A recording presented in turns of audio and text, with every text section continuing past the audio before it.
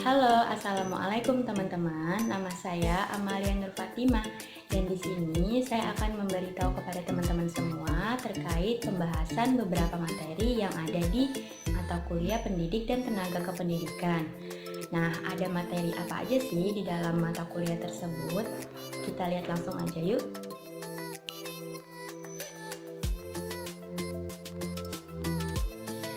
Konsep keprofesian. Yang pertama, ada definisi profesi. Profesi adalah suatu pekerjaan atau jabatan secara khusus yang memiliki skill serta kemampuan yang legal. Dalam KBBI, profesi diartikan sebagai suatu bidang pekerjaan yang dilandasi dengan pendidikan serta keahlian tertentu. Menurut Everett Hughes, profesi merupakan suatu simbol dari sebuah pekerjaan dan selanjutnya pekerjaan itu sendiri. Selanjutnya, ada definisi pendidik. Menurut Undang-Undang Sisdiknas Nomor 20 Tahun 2003, yang dimaksud dengan pendidik ialah tenaga kependidikan yang berkualifikasi sebagai guru, dosen, konselor, pamong belajar, tutor, instruktur, fasilitator, dan sebutan lain yang sesuai dengan kekhususannya serta berpartisipasi dalam menyelenggarakan pendidikan. Yang dimaksud tenaga kependidikan adalah tenaga yang mendukung di sebuah lembaga pendidikan, seperti tata usaha, kepala sekolah, tenaga medis, dan juga petugas kebersihan. Selanjutnya, ada pembahasan mengenai definisi dari profesional, profesionalitas, profesionalisme, dan juga profesionalisasi. Yang pertama ada profesional. Profesional adalah orang yang memiliki keahlian yang berkaitan dengan kompetensi yang dimilikinya. Selanjutnya ada profesionalitas. Profesionalitas ialah seseorang yang memiliki kemampuan untuk dapat bertindak profesional sesuai dengan profesi yang dimilikinya. Selanjutnya ada profesionalisme. Profesionalisme ialah suatu kelakuan atau perilaku, tujuan, nilai, atau kualitas yang mencirikan profesi itu sendiri. Selanjutnya ada profesionalisasi. Profesionalisasi ialah proses yang dilakukan oleh seseorang yang memiliki profesi. Materi selanjutnya yaitu ada ciri profesi. Ciri profesi dibagi menjadi dua, yaitu ciri utama dan juga ciri tambahan. Ciri utama terdiri dari mensyaratkan pendidikan dan pelatihan yang ekstensif.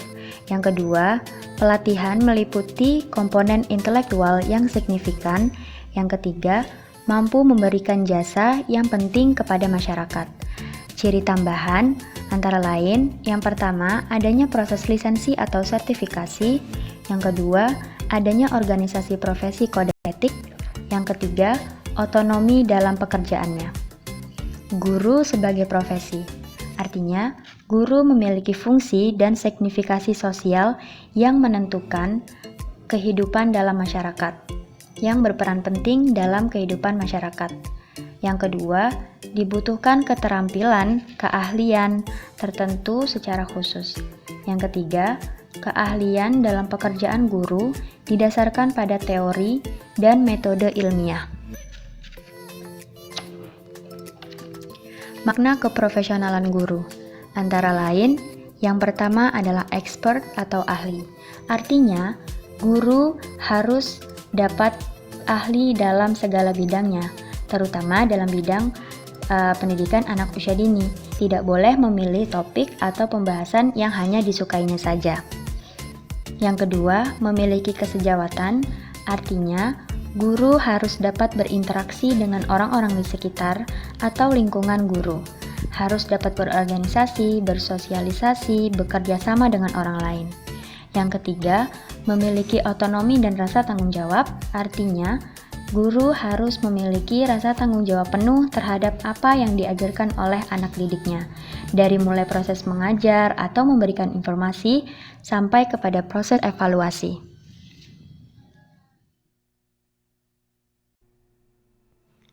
Definisi dan tupoksi atau tugas pokok dan fungsi pendidik. Simak dengan baik ya teman-teman. Pertama, definisi pendidik. Ada menurut Undang-Undang Sisdiknas Nomor 20 Tahun 2003. Yang kedua, menurut Undang-Undang Guru dan Dosen Nomor 14 Tahun 2005. Yang ketiga, menurut ahli yaitu Purwadarminta tahun 1996. Dan yang keempat, menurut Nur Jamaluddin tahun 1978 halaman pertama. Yang pertama, definisi pendidik menurut Undang-Undang Sisdiknas Nomor 20 Tahun 2003 ialah pendidik atau guru adalah tenaga kependidikan yang berkualifikasi sebagai guru, dosen, konselor, pamong belajar, tutor, instruktur, fasilitator, dan sebutan lain yang sesuai dengan kekhususannya serta berpartisipasi dalam menyelenggarakan pendidikan. Yang kedua, definisi pendidik menurut Undang-Undang Guru dan Dosen Nomor 14 Tahun 2005 ialah guru dan dosen merupakan pendidik profesional dengan tugas utama mendidik, mengajar, membimbing, mengarahkan, melatih, menilai, dan mengevaluasi peserta didik pada pendidikan anak usia dini melalui jalur formal, pendidikan dasar, dan pendidikan menengah. Yang ketiga, definisi pendidik menurut Purwadarminta tahun 1996, guru merupakan orang yang kerjaannya mengajar.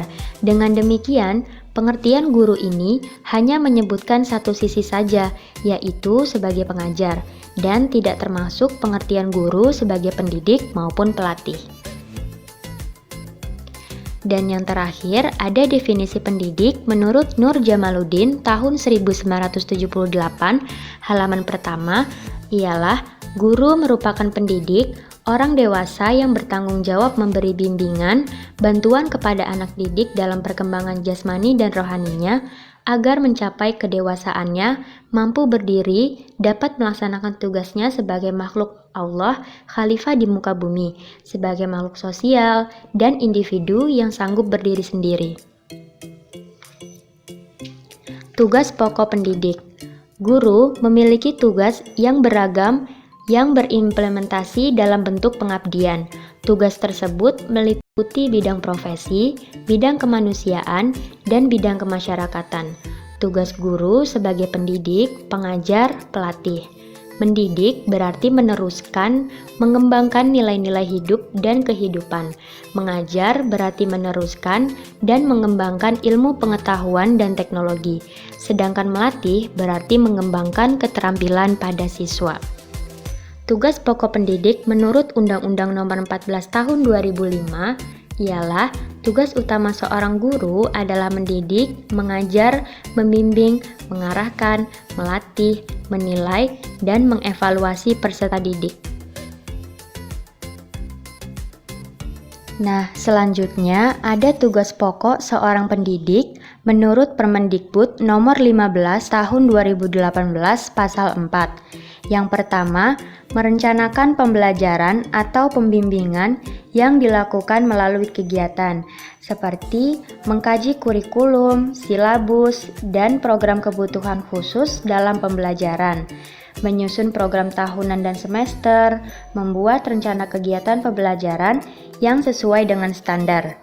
Yang kedua, melaksanakan pembelajaran atau pembimbingan yang dilakukan melalui kegiatan intrakurikuler, kokurikuler, dan ekstrakurikuler. Nah, ini merupakan pelaksanaan dari rencana pelaksanaan pembelajaran. Yang ketiga, menilai hasil pembelajaran atau pembimbingan. Kegiatan penilaian ini digunakan untuk pengukuran pencapaian hasil belajar pada peserta didik. Yang keempat, membimbing dan melatih peserta didik melalui kegiatan intrakurikuler maupun ekstrakurikuler. Yang kelima, melaksanakan tugas tambahan yang melekat pada pelaksanaan kegiatan pokok sesuai dengan beban kerja guru.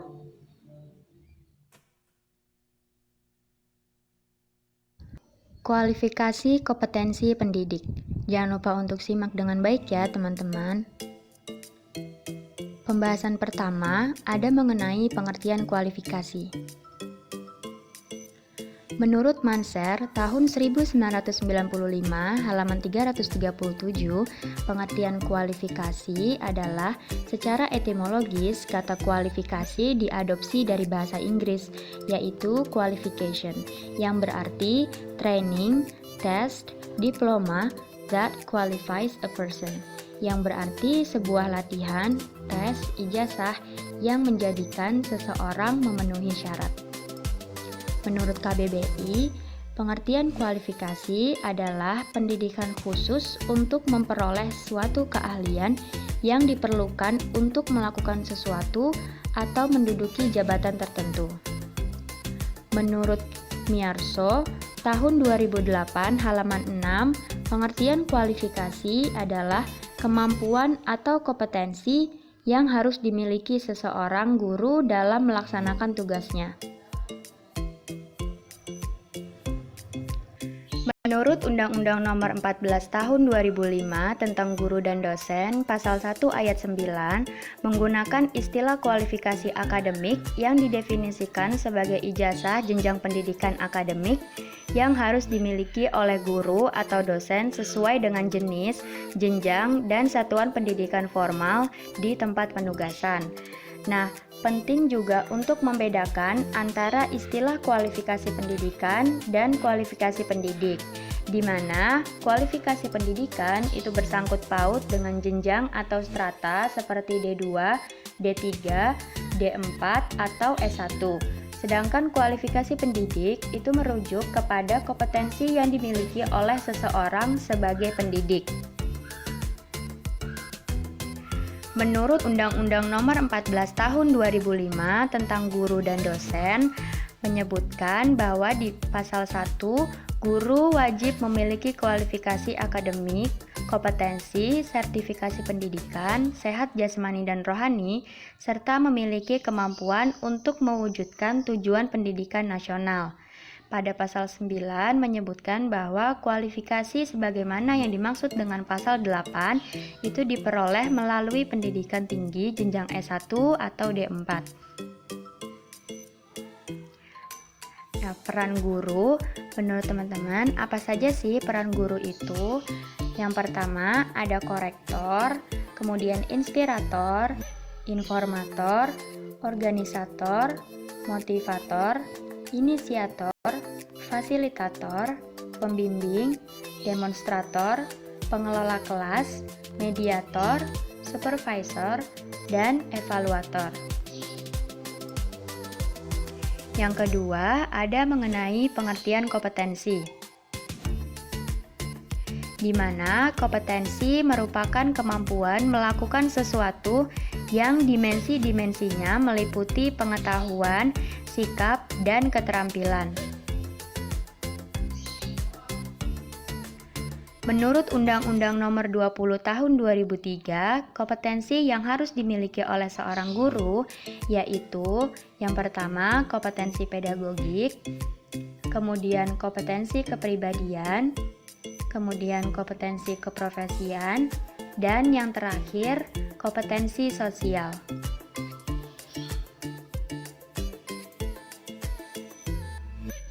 Ingat, simak dengan baik ya teman-teman.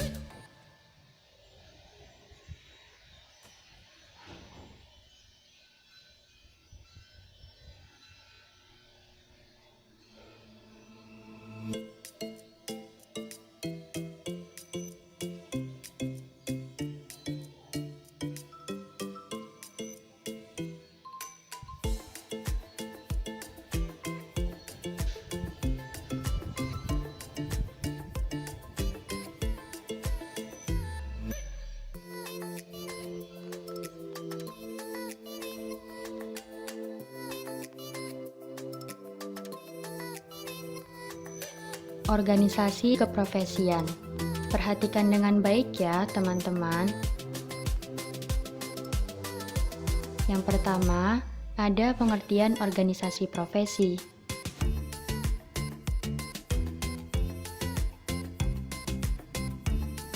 Yang kedua, ada fungsi organisasi keprofesian. Fungsinya ada dua. Yang pertama, fungsi pemersatu, dan yang kedua, fungsi peningkatan kemampuan keprofesionalan.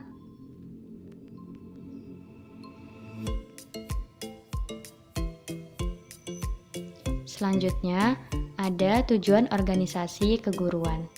Yang pertama, ada menurut Undang-Undang RI Pasal 40 Ayat 1. Organisasi profesi keguruan mempunyai tujuan untuk memajukan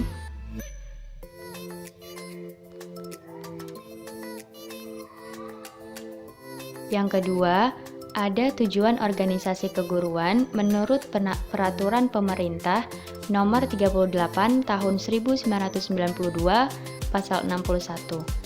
Ada 5 misi dan tujuan organisasi kependidikan, yaitu meningkatkan dan atau mengembangkan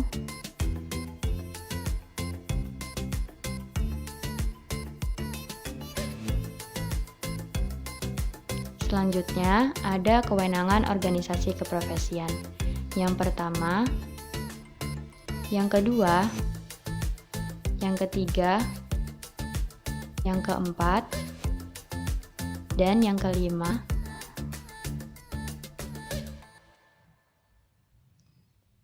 Berdasarkan struktur dan kedudukannya, organisasi profesi kependidikan terbagi atas 3 kelompok, yaitu yang bersifat lokal, yang bersifat nasional, dan yang bersifat internasional. Organisasi keprofesian, salah satunya adalah PGRI atau Persatuan Guru Republik Indonesia.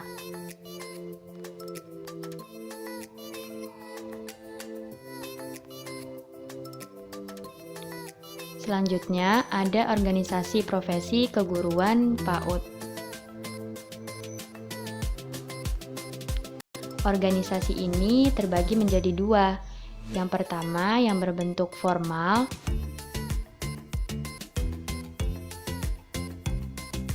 seperti GOP TKI,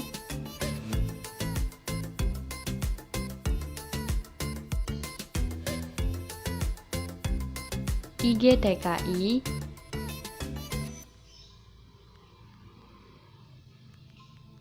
dan IGRA.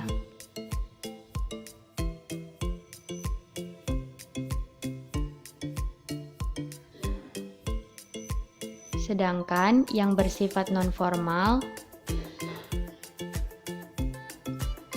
ada Himpaudi,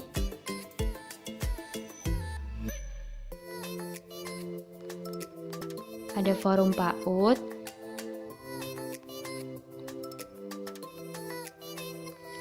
dan ada Konsorsium PAUD.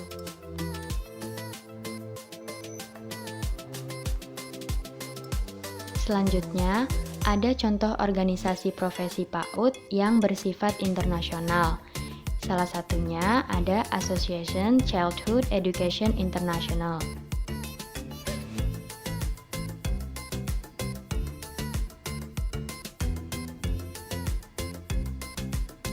Yang kedua, ada National Head Start Association.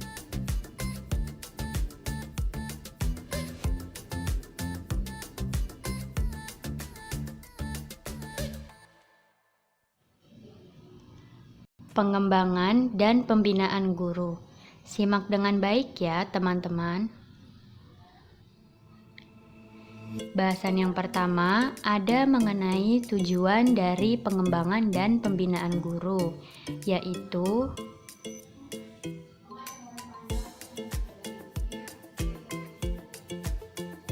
selanjutnya, menurut Peraturan Pemerintah Nomor 74 Tahun 2005 tentang guru, alur pembinaan dan pengembangan profesi guru itu terbagi menjadi 2. Yang pertama,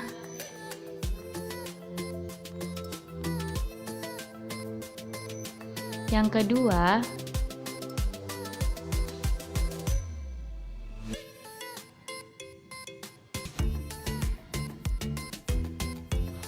selanjutnya ada kompetensi pembinaan dan pengembangan profesi guru yang meliputi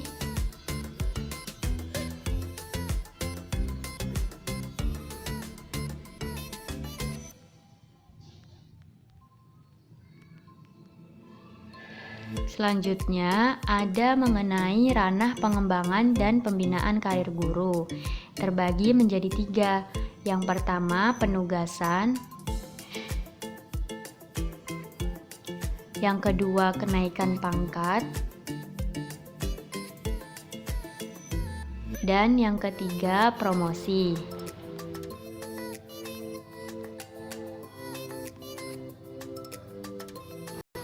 Selanjutnya, ada kegiatan pembinaan dan pengembangan profesi guru dapat diselenggarakan oleh yang pertama, yang kedua, dan yang ketiga.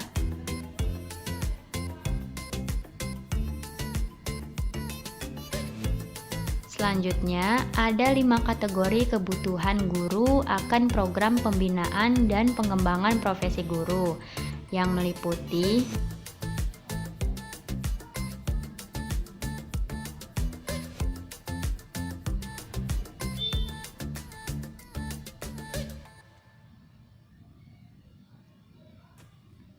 dan ada mengenai pembinaan dan pengembangan profesi kejuruan. Yang pertama, melalui supervisi. Yang kedua, melalui pelatihan. Dan yang ketiga, melalui pendidikan lanjutan.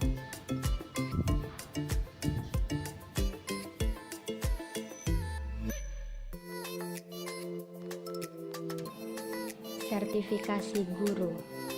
Yuk, simak materi terakhir ini dengan baik ya, teman-teman.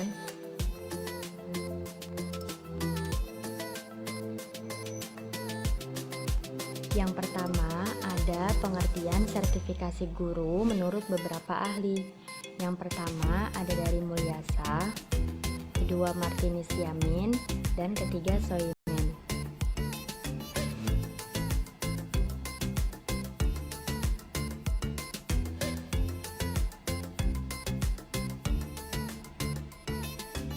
Selanjutnya ada materi mengenai pengertian sertifikasi guru menurut Undang-Undang RI Nomor 14 Tahun 2005.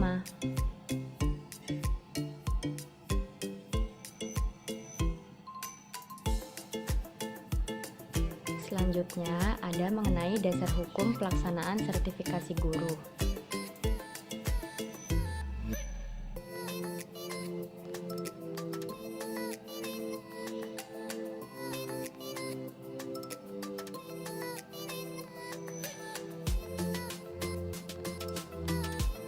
Kemudian ada mengenai tujuan sertifikasi guru. Yang pertama, yang kedua,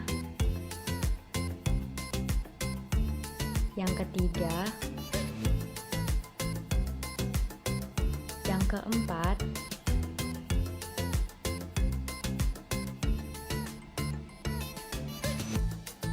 yang kelima,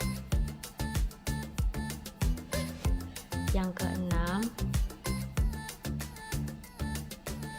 yang ketujuh, dan yang kedelapan.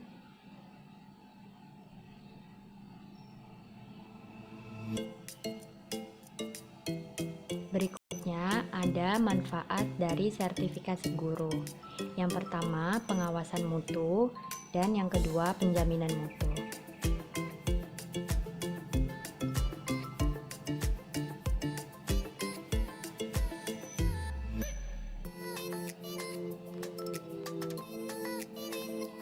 Ada beberapa kriteria dan persyaratan sertifikasi guru, yaitu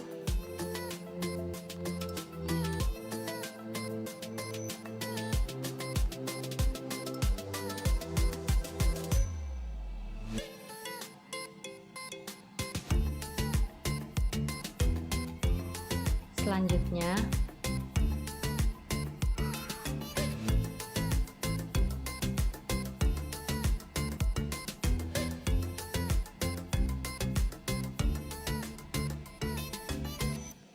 kemudian ada beberapa prinsip dari sertifikasi guru, yaitu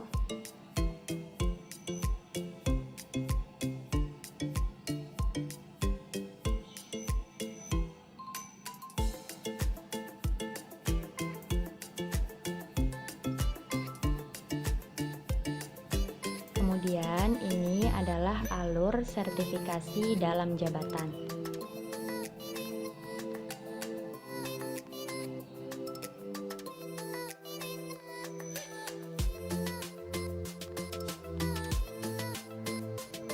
Nah, kalau teman-teman udah sampai di bagian video ini, berarti teman-teman udah pada tahu kan mengenai pembahasan materi apa saja yang ada di dalam mata kuliah pendidik dan tenaga kependidikan. Sebelum video ini berakhir, saya ingin mengucapkan banyak terima kasih kepada Ibu Indah Juniasi MPD selaku dosen pengampu mata kuliah pendidik dan tenaga kependidikan. Karena berkat beliau, semua informasi yang telah beliau sampaikan kepada mahasiswa dapat saya sampaikan kembali untuk teman-teman di rumah. Akhir kata, semoga semua ilmu pengetahuan yang sudah saya rangkum dalam bentuk video presentasi kali ini dapat bermanfaat untuk saya tentunya dan juga untuk teman-teman di rumah. Wassalamualaikum warahmatullahi wabarakatuh.